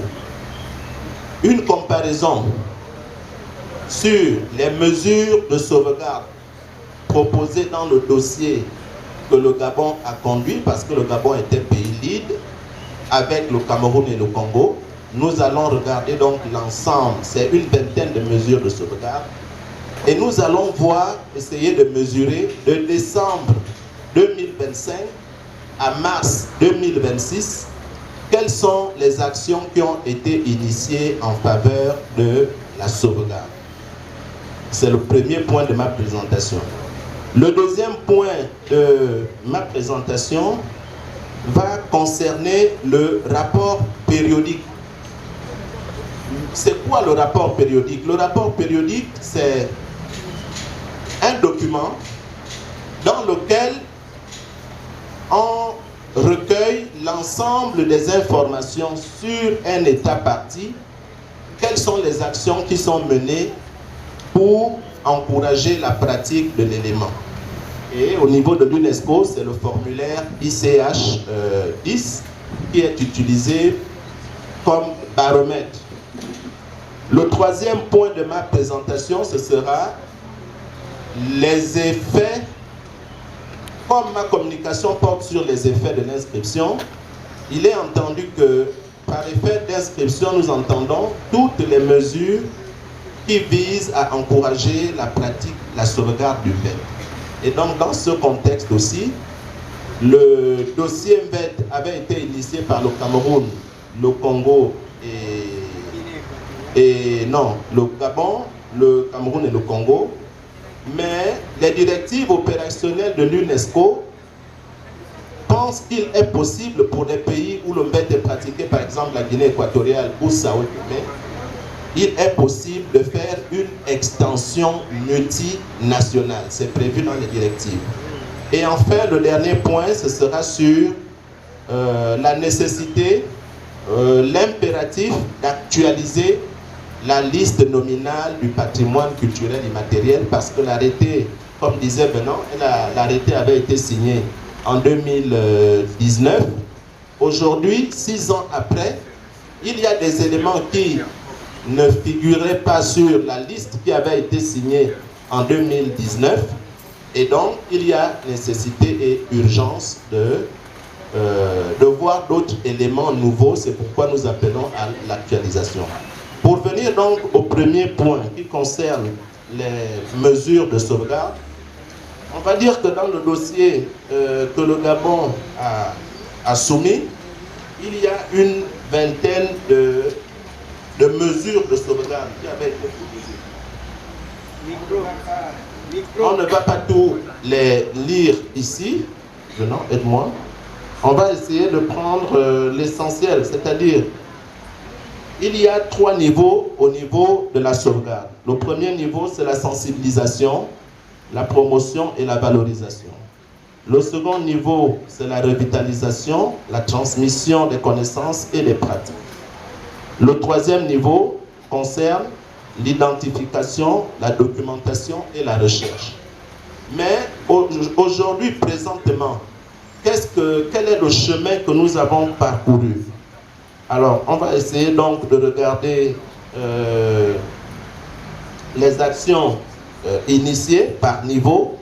Donc, au niveau de la sensibilisation, sitôt après l'inscription, il y a eu la sensibilisation à l'importance du MVET et à son inscription sur les radios, les chaînes des médias publics privés, Urban, FM, Radio Gabon, Gabon Télévision, Gabon 24, etc. Nous prévoyons également la conception et l'élaboration de 2 arrêtés conjoints, ministère de la Jeunesse, des Sports, du rayonnement culturel et des arts, avec les institutions, le ministère de la Réforme et des Relations avec les institutions, et l'autre arrêté, ce sera conjoint avec le ministère de l'Intérieur. En ce qui concerne le premier arrêté, il porte sur la prestation des 10 heures de MVET au cours des solennités officielles dans les institutions de la République. Nous pensons que si cet arrêté est pris, un arrêté conjoint, ça va aider que lorsqu'il y a par exemple un événement à la présidence, un événement à la Cour constitutionnelle, un événement au Conseil économique, social, environnemental et culturel, au Sénat et à l'Assemblée, que lorsqu'il y a par exemple une session, que l'on invita un 10 heures de MVET à l'occasion. Ce sont ces éléments-là qui encouragent la pratique, qui encouragent la sauvegarde autour du MVET. Nous avons aussi, on va dire, la journée nationale du MVET, donc dans sa 2e édition, on pouvait aussi dire dans sa première édition après l'inscription, entendu qu'il y a eu une première édition avant l'inscription, etc. Et donc je me réjouis aussi que dans le premier niveau qui porte sur la sensibilisation, promotion et mise en valeur, il y a de plus en plus des émissions radio où on diffuse, que ce soit Radio 3 Frontières, Radio OIM, Radio Gabon, on diffuse les épopées sur le MVET, voilà.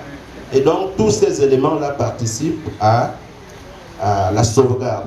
Au niveau donc du 2e niveau, revitalisation, transmission, nous avons la création de cyclo-étangs pour l'apprentissage de la langue et les us de la coutume. Puis nous avons Mozomo Yaba. Donc voilà un peu succinctement. C'est un honneur pour moi de prendre part à cette journée nationale consacrée aux VET comme invité.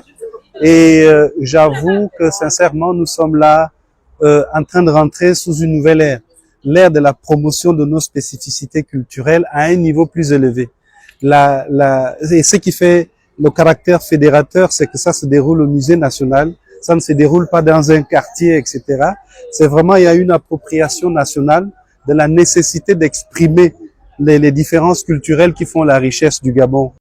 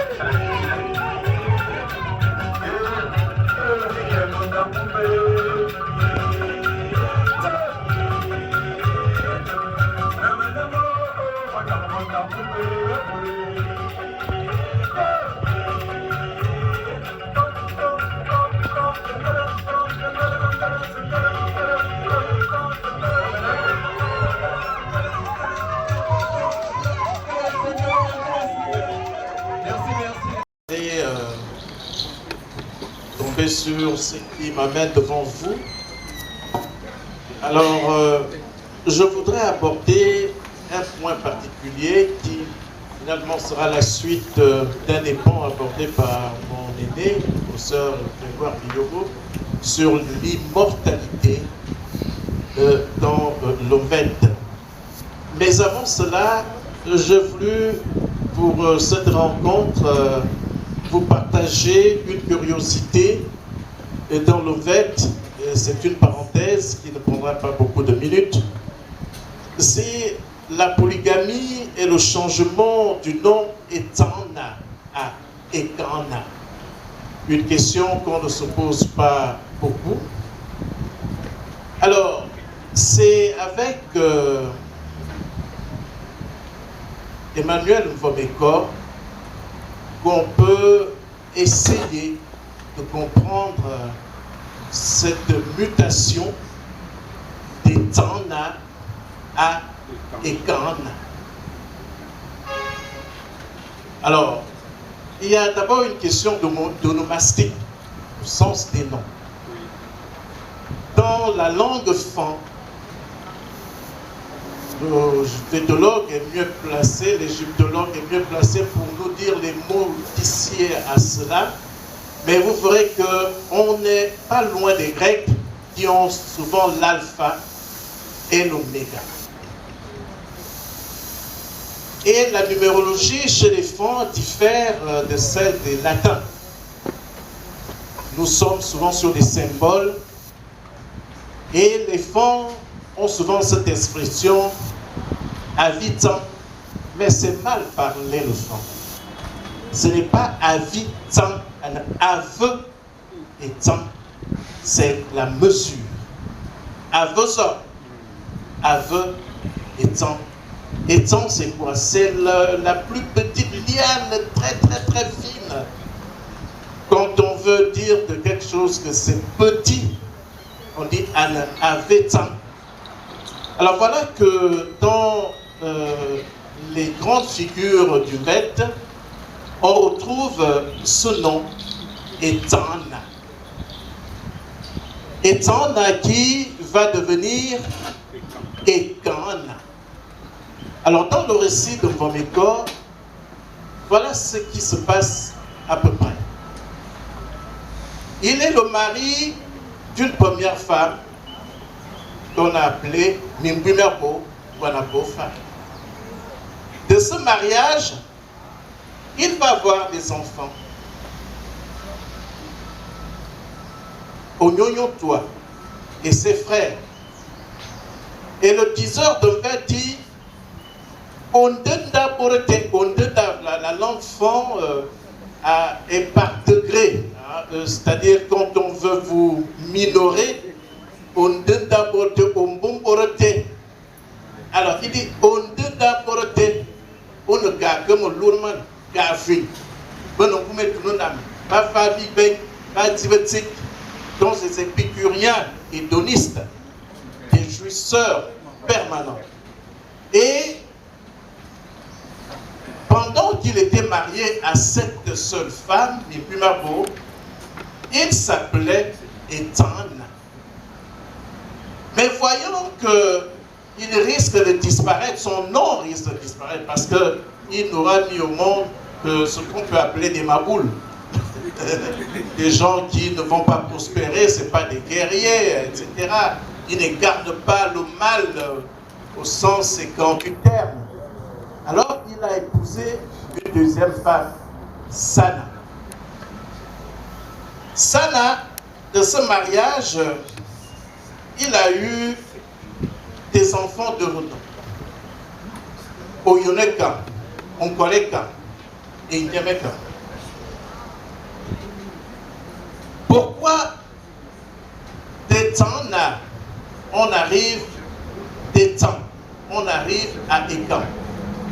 Simplement parce que parmi ses fils, on prendra l'aîné Oyonekan. Oyonekan, qui est le père d'Indon Yono. Indon Yono, qui est le père de Mendaindon. Mendaindon, qui est le père de Zemedan.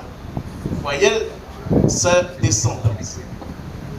Alors, ces enfants trouvent que leur père qui a fait des enfants honorables, des enfants mâles, physiques, imposants, ne peut pas continuer à s'appeler Etana. Parce que, il faut le comprendre, chez les femmes, le nom est une institution. On vous institue à partir de votre nom. Mais c'est aussi une programmation. C'est-à-dire que le nom que vous portez vous prépare déjà à ce que vous allez devenir. Vous avez vu le prénom d'Hitler, n'est-ce pas? Adolphe. Je crois que plusieurs décennies sont passées sans qu'un Français ne porte ce prénom. Parce qu'il rappelle des mauvais souvenirs. Donc le nom est une programmation. C'est une institution. Alors donc, c'est cette progéniture qui va refuser le sort d'être éteint. Et ils ont imposé à leur père de s'appeler désormais Ekan. Alors le nom Ekan, qui vient du verbe Akan, c'est-à-dire respecter, et Ena, c'est le vampire, mais le vampire positif. Parce que les anciens femmes, personne n'était ce qu'on appelle Omyomyo. Le professeur Biyogo vous l'a dit tout à l'heure, même à aucun quand un enfant naissait, on le mettait au contact du fer pour qu'il reflète justement ce métal dans sa vie, dans sa programmation, dans sa trajectoire de vie.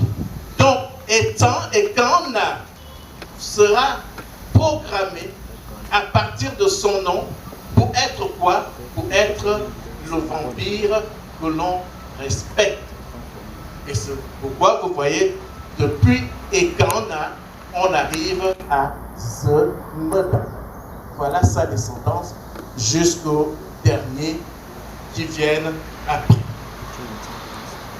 Je ferme cette parenthèse, peut-être s'il y a des échanges, Madame Anguet, vous l'autoriserez ou pas, on pourra revenir pour ceux qui veulent creuser cette question. Alors la question principale que j'ai voulu donc exposer avec vous, c'est celle liée à la notion de l'immortalité que le professeur Biyogo a brillamment relevé ici. Dans les récits du Vêt, nous avons cette géographie permanente. Il y a dans cette géographie permanente un singulier et un pluriel. Le singulier, c'est Engon. C'est un seul espace. Le pluriel, c'est les myriades de tribus qui constituent Okui. Et effectivement, comme l'a relevé le professeur Biyogo, c'est des êtres comme vous et moi, c'est un voisinage spatial. Et entre les hommes et les femmes de ces deux groupes spatiaux, il y a des mariages, il y a des relations. Et les autochtones d'Engon, parce qu'ils détiennent le secret de l'immortalité, je viens d'apprendre quelque chose au plan la médecine et autres, que je ne soupçonnais pas sincèrement, mais c'est entré en moi, j'ai beaucoup salué cet apport. Mais ce vers quoi je voudrais parler, pour parler de l'immortalité des Ngons, c'est pas tant de dire que les personnages des Ngons ne meurent pas. Le fait l'interdit. On ne dit pas qu'Afuma est mort, non. On va dire simplement, pour un terme fédérateur, c'est difficile d'entendre les noms lorsqu'on parle des personnages d'Engon. Alors donc, dans cette géographie, plusieurs éléments rentrent en ligne de compte. Vous connaissez le titre d'un roman africain en français, ça ne dit pas ce que Chinua Achebe a voulu écrire. On dit le monde s'effondre. C'est pas ça le titre originel. Le titre originel c'est Things Fall Apart. Littéralement, les choses sont éparpillées partout. Et quand on a cette situation, on est en situation de déséquilibre. Il y a une force là-bas, une force là-bas, une force là-bas, une force là-bas, une force là-bas. Le monde devient ingérable. C'est pour cela, les descendants des camps à Ngon ont institué un radar pour voir tous les mouvements, tout ce qui se passe à Okui. Dès qu'il y a quelque chose d'exceptionnel, il faut récupérer ça et l'amener à Ngon. Je vous prendrai le cas de la plus grande figure du récit du fait à Komamba. Nous tous, nous savons, nous qui nous intéressons en fait, qui n'est pas descendant sanguin des camps, n'est pas des Ngom.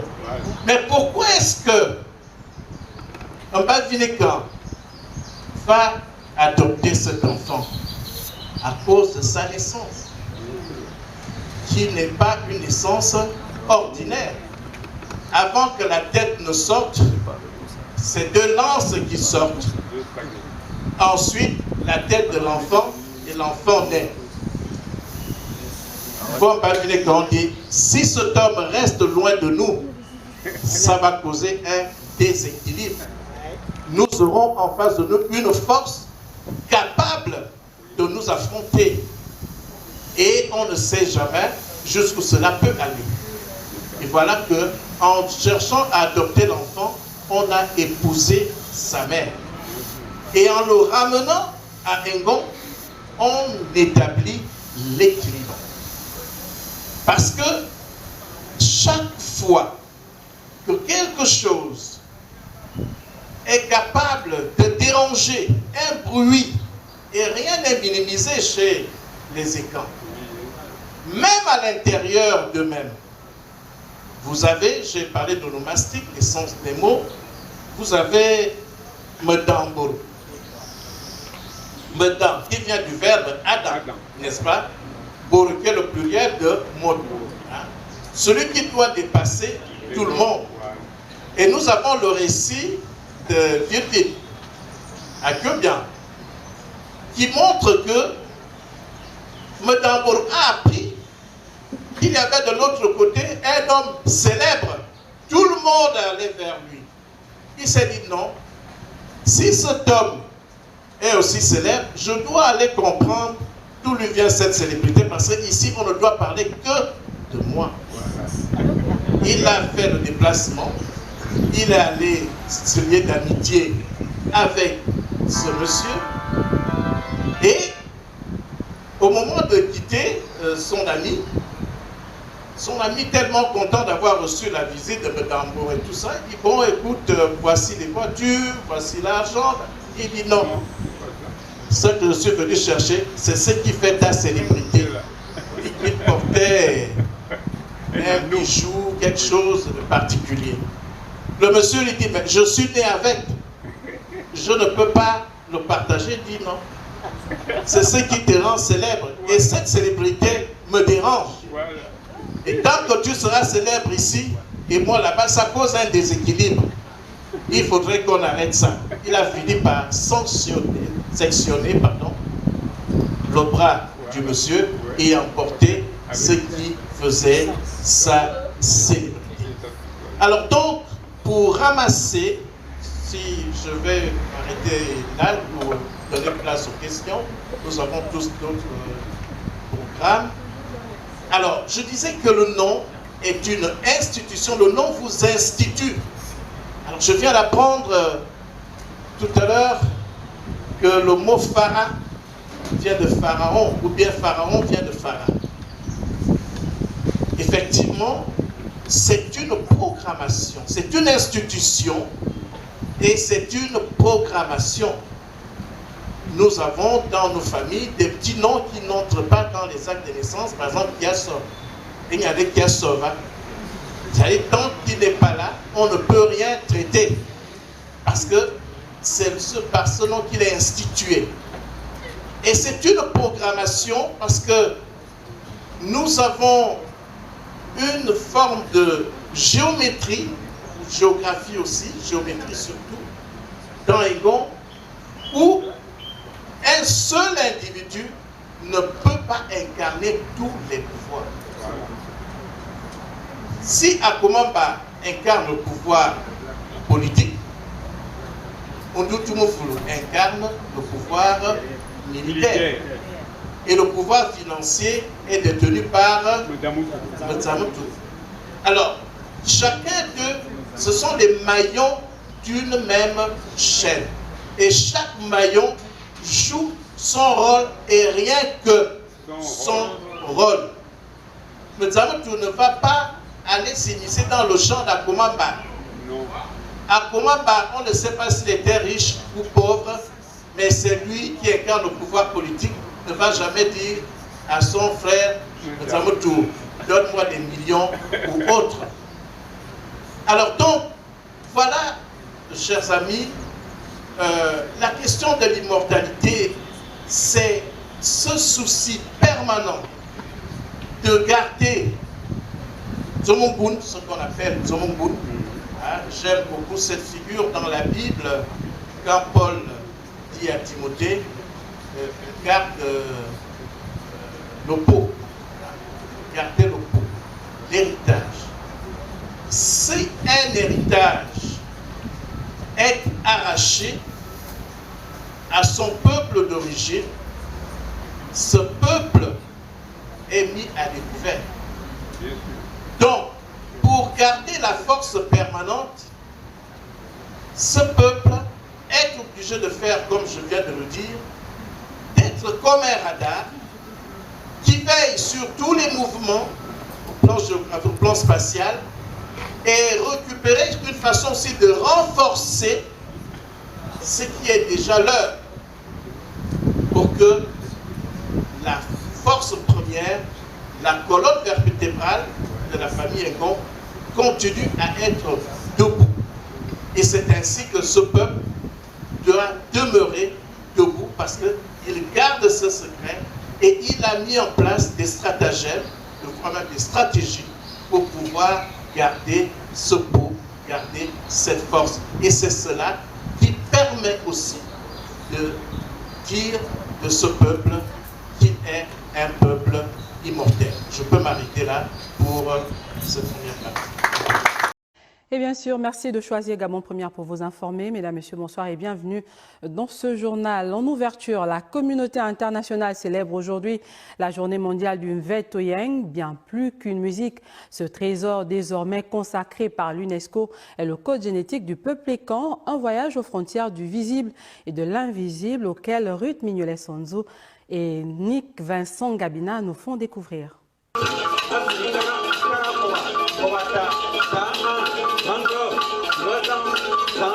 Du Cameroun en Guinée équatoriale en passant par le Congo et Sao Tomé et Principe pour atterrir au Gabon. Cette célébration d'envergure du Mvet Oyeng, reconnue comme patrimoine culturel immatériel de l'humanité par l'UNESCO, est marquée par la présence du ministre du Rayonnement culturel et des Arts. C'est déjà un honneur pour nous, le Musée national, d'avoir pu inviter cet événement. Le Mvet ne raconte pas seulement des histoires, il proclame la puissance.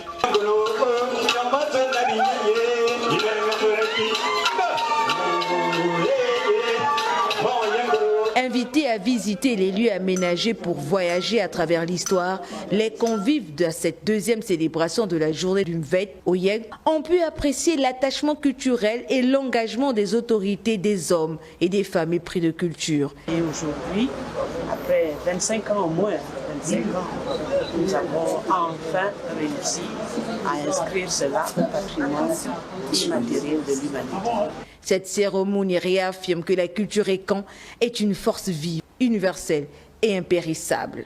Je suis ambassadeur de l'UNESCO et je tiens beaucoup à ce genre de valorisation des œuvres africaines. Le rayonnement du patrimoine culturel s'inscrit pleinement dans la vision de son Excellence, Monsieur le Président de la République, chef de l'État, chef du gouvernement Brice Clotaire Oligui Nguema, qui place la culture au cœur du projet national. Célébrer le Mvet Oyeng aujourd'hui, c'est s'inscrire dans cette vision et réveiller le guerrier qui sommeille en chaque écan et honorer ce lien sacré qui nous unit aux ancêtres.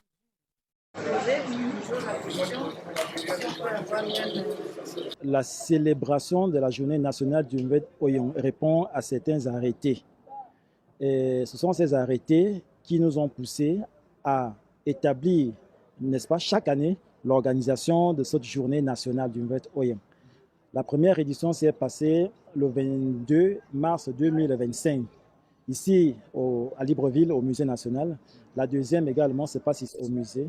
Cette célébration vient après la reconnaissance internationale du Mvet Oyeng dans la liste du patrimoine culturel de l'humanité par l'UNESCO le 10 décembre dernier. Donc c'est une journée très riche pour nous parce que non seulement l'élément est reconnu sur le plan international, il est également célébré sur le plan national à travers plusieurs acteurs, dont le ministre de la Culture. Cette épopée raconte les migrations de ce peuple de l'Égypte pharaonique jusqu'en Afrique centrale. Et c'est pendant ces migrations qu'il y a eu la naissance du Mvet, qui est une harpe sitar. Et c'est cette harpe-là qui raconte le récit de deux peuples, un peuple mortel et un peuple immortel. Les deux s'affrontent sans cesse. L'enjeu, c'est la conquête de l'immortalité. C'est pourquoi c'est un grand art, parce qu'il montre comment un peuple peut passer de la mortalité à l'immortalité. Il y a une grande littérature sur la question. C'est étudié à l'université, mais vous avez raison, pas suffisamment comme ça devrait l'être. Mais je sais qu'il y a une chaire au Cameroun et puis il y a un enseignement au Maroc. Voilà. Alors, désormais inscrit au patrimoine mondial de l'UNESCO, c'est une victoire d'étape. Qu'est-ce qui reste à faire? Une très grande victoire parce que être inscrit comme patrimoine immatériel de l'humanité, c'est vraiment un grand pas.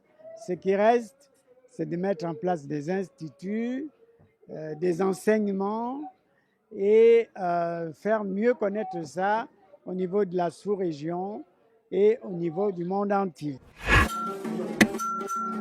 Et si donc la parole c'est